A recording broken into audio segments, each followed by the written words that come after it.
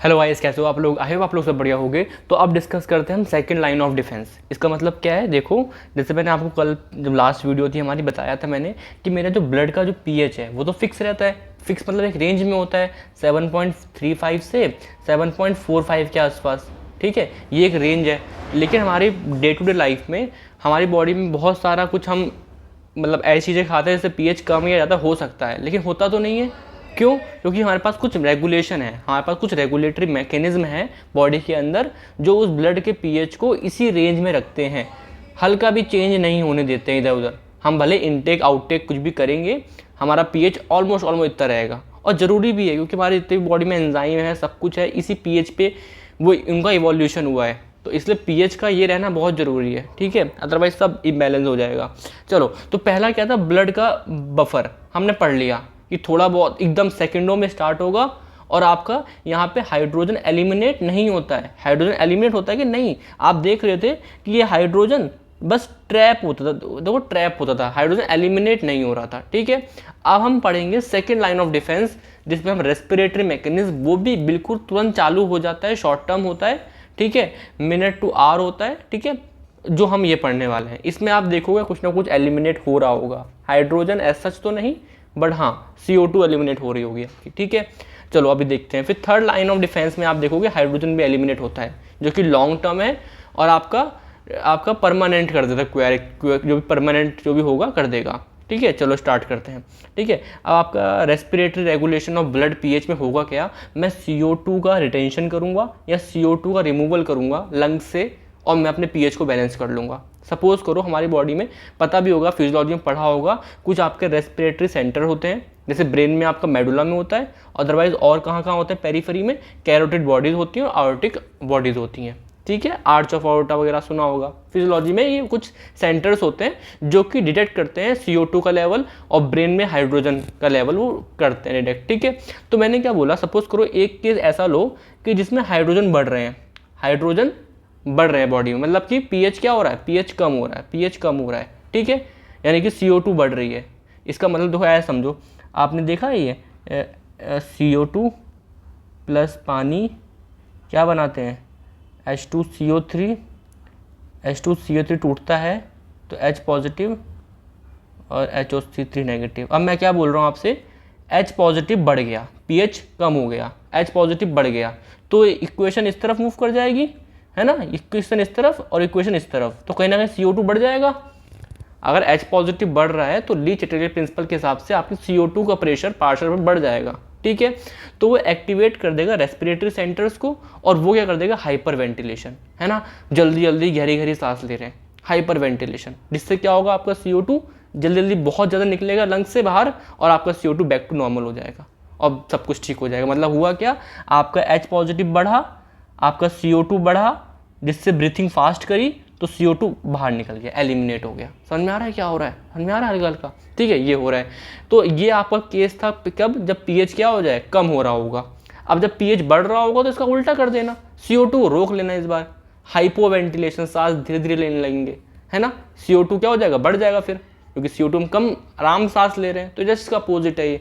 तो समझ में आ रहा है क्या मैकेनिज्म है? कुछ भी नहीं है, तो बहुत आसान सा मैकेनिज्म है। ठीक है, तो ये पहला काम होगा यहाँ पे। अब मेरी बात समझना, ये ना यार, इसे आप लॉन्ग टर्म नहीं कर सकते हो, मेरी बात समझना। आप लंबी देर तक, बहुत देर तक गहरी गहरी सांस नहीं ले सकते ना यार, हाइपर वेंटिलेशन नहीं कर सकते, वो भी शॉर्ट टर्म ही होगा।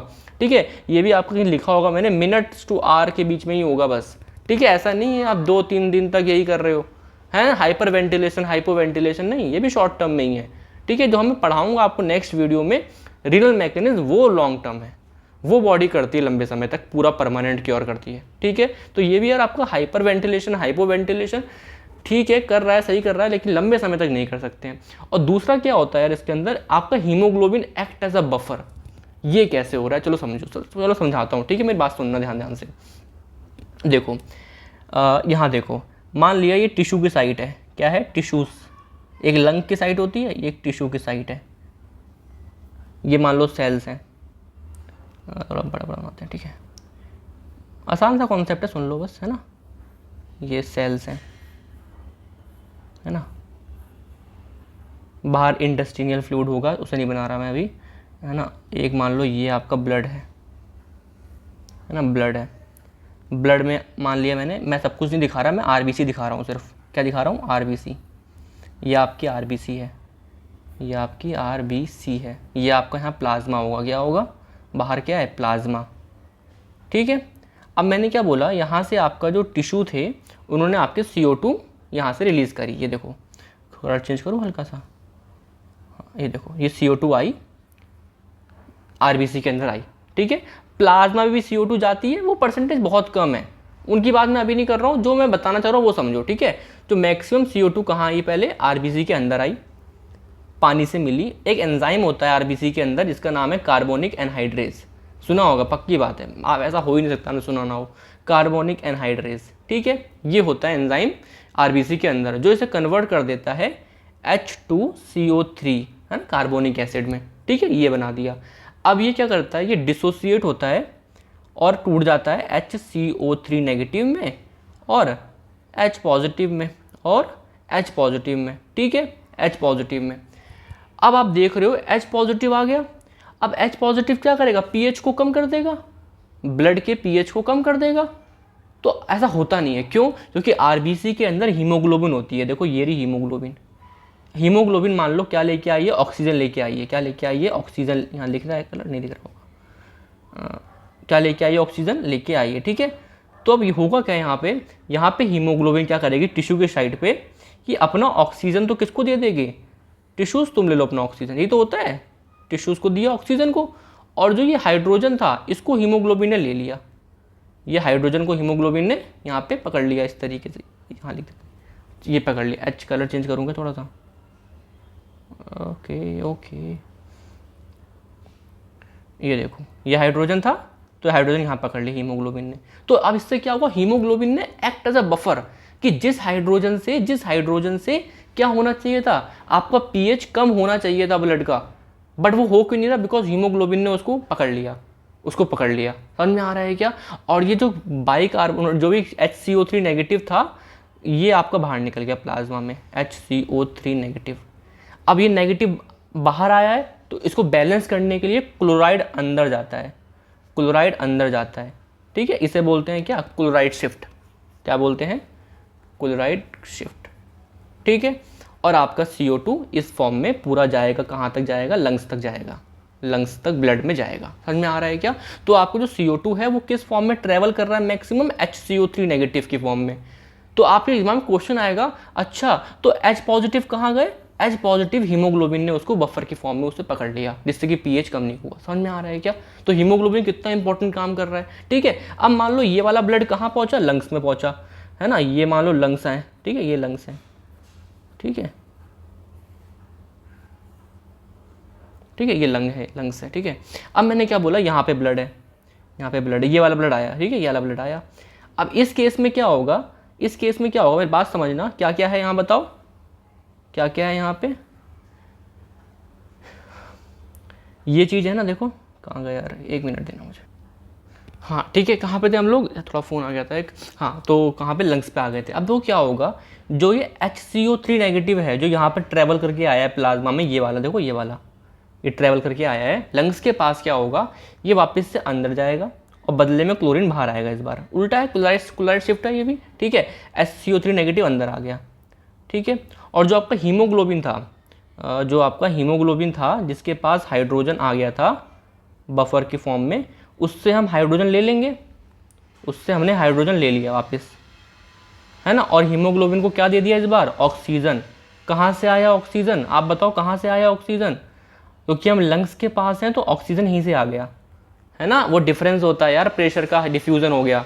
बाहर पता नहीं आवाज़ हो रही है, अरे घर आया हुआ ना, थोड़ा सा डिस्टर्बेंस रहता है, उतना बैलेंस नहीं बन पाता। हॉस्टल में रूम होता है, वहाँ काम कर सकते हैं थोड़ा आराम से। अब मैं क्या करूँ, जल्दी ख़त्म करते हैं, वीडियो ज़्यादा बड़ी नहीं रह गई है। ठीक है, अब मैं क्या बोल रहा हूँ कि ये जो है वापस से मिलेंगे और क्या बना देंगे? H2CO3 कार्बोनिक एसिड, फिर कार्बोनिक एनहाइड्रेट जिसको वापस से CO2 में और पानी में तोड़ देगा और ये CO2 लंग्स से बाहर निकल जाएगी। समझ में आ रहा है क्या? तो यहाँ पे हुआ क्या? आपका CO2 का जो ट्रांसफ़र हुआ है वो HCO3 की फॉर्म में हुआ है मैक्सिमम अदरवाइज छोटा मोटा परसेंटेज तो CO2 ऐसे भी ट्रैवल करता है, छोटा मोटा CO2 तो प्लाज्मा में भी कन्वर्ट होता है कार्बनिक एसिड में, है ना, वो उसकी बात नहीं कर रहा हूँ, मैक्सिमम 70% की बात कर रहा हूँ मैं अभी, ठीक है। तो समझाने वाली बात इतनी सी थी कि haemoglobin act as a buffer, कैसे बफर के लिए काम कर रहा है, देखो यहाँ से आपका जो टिश्यूज़ है, टिश्यूज़ में क्या हुआ, आपका H पॉजिटिव पीएचओ कम कर सकता था, बट क्यों नहीं कम कर पा रहा, बिकॉज हीमोग्लोबिन ने उसे पकड़ लिया, हीमोग्लोबिन ने पकड़ लिया H पॉजिटिव को और लंग्स पे छोड़ दिया, ठीक है। और जो H पॉजिटिव वापस से यहाँ चला गया, तो H पॉजिटिव है बॉडी में है, लेकिन वो फ्री नहीं घूम पा रहा है, हीमोग्लोबिन पकड़ ले रहा है, तो that's how haemoglobin act as a buffer. तो ये दो चीज़ें होती हैं रेस्पिरेशन के टाइम पे, एक CO2 का निकलना और CO2 का जो मूवमेंट हो रहा है, तो that's how respiration regulation of blood pH होता है, रेस्पिरेटरी रेगुलेशन, ठीक है। अब लास्ट पढ़ेंगे, इंपॉर्टेंट है यार, क्या, रीनल वाला, जल्दी ही वीडियो आएगी उसकी भी यार, 2 दिन लग गए इसको बनाने में। एक्चुअली में ऐसा नहीं है कि इस वीडियो बनाने में टाइम लगता है, बट मेरे पास दूसरे काम भी होते हैं, मेरी पढ़ाई भी होती है, तो उस चीज़ को मैं बैलेंस आउट करना पड़ता है, इसलिए थोड़ा टाइम लगता है। अदरवाइज अगर आप ये वीडियोस देख रहे हो अभी, ठीक है, तो अगर आप देख रहे हो तो मैं फ्रीक्वेंसी बढ़ा दूंगा, मुझे लग रहा है बच्चा कम ही देख रहा है मेरे से, तो क्यों बिना मतलब मैं अपनी पढ़ाई को अफेक्ट करूँ, इतना नहीं देख रहे बच्चे मेरे से, ठीक है। अगर आप देख रहे हो तो कमेंट कर दो आपके पेपर कब है, तो सो दैट मैं उससे पहले ढंग से अच्छे टाइम पहले कवर कर दूं सब कुछ, ठीक है। क्योंकि अभी वीडियो अपलोड करता हूँ, मुझे लगता है शायद कोई देख नहीं रहा, तो मैं अपनी लाइफ, जो अपनी मेरी पर्सनल लाइफ है, मतलब जो मेरी अपनी एकेडमिक स्टडी है, उसको सफ़र नहीं होने देता हूँ, है ना, उसको मैं थोड़ा सा ज़्यादा प्रायोरिटी में देता हूँ, ठीक है। तो ये चीज़ समझ में आ रही है, पढ़ाना मुझे पसंद भी है और ठीक है, अच्छा लगता है, इसलिए पढ़ा देता हूँ, ठीक है। Respiratory regulation of blood pH खत्म हो गया, लास्ट पढ़ेंगे हम रीनल, फिर उसके बाद उसके डिसऑर्डर्स पढ़ेंगे, ठीक है, बड़ा मजा आएगा, मेटाबॉलिक है ना, रेस्पिरेटरी, एल्कोलॉसिस, एसिडोसिस, क्या क्या है ये सब कुछ, ठीक है। चलो ठीक है, चलिए, थैंक यू, बाय।